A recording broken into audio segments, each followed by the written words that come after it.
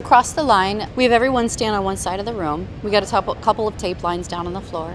And I just call out different categories that relate to oppression or privilege or life experiences that people have.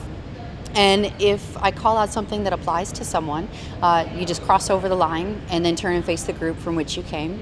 Please cross the line if you have ever been hurt or judged because of the color of your skin, your cultural background, or your ethnicity. There are a lot of people that want to act like it's no big deal, like it doesn't exist. Right now, I want you to look at the eyes of people who are standing across from you. It does exist, just right here. It's a really powerful activity. We do it entirely in silence, and this really gives people an opportunity to kind of tell their life story without having to say anything, because sometimes putting words to these things can be really difficult. Please cross the line if one or more of your parents have passed away. Everyone else, please join them. An immediate family member or close friend has passed away. Once you get across that line, reach out to the people who are already standing there. Make sure every single one of them gets a hug. So often, we try not to think about the people we've lost, because we just don't want to miss them. But right now, I'm going to encourage you to remember the wonderful things that this person brought to your life. How lucky you were to have them in your life for however long. And if that person were standing with you right now,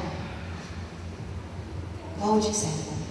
It allows us to not only see what we have in common with the people around us that maybe we would have never guessed, the similarities that we have, but it's also a way to acknowledge our own experience and the things that maybe we've experienced, and allows us to see the things that maybe we're grateful for, the things that other people maybe have experienced that we haven't. Please cross the line if you've ever been teased, hurt, humiliated, or put down by someone in this room. We get to decide how we use our words. We can use them as weapons against each other. Or we can use our words to lift up the people around us. It's up to us. And it really tends to build a lot of connection with people, to see what we have in common, builds a lot of compassion and understanding. And the entire day is kind of has that intention to bring more connection and understanding, so that moving forward, people feel like they're not alone, and that if they need somebody, they've got support, that they can be support for somebody else. Please cross the line if you come from a family where alcohol or drugs have ever been a problem. So often, we think that we're crossing this line alone.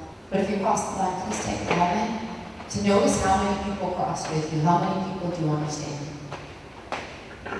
You know, there's an acknowledgement in crossing the line for different things, about honoring the experiences that we've had, but also to recognize that they didn't stop us, and to really feel empowered moving forward in our lives. Well, I've survived these things, and I'm that much stronger, so I can survive everything else that comes my way. And I don't have to do it alone. Continue to take care of the people around us, support one another.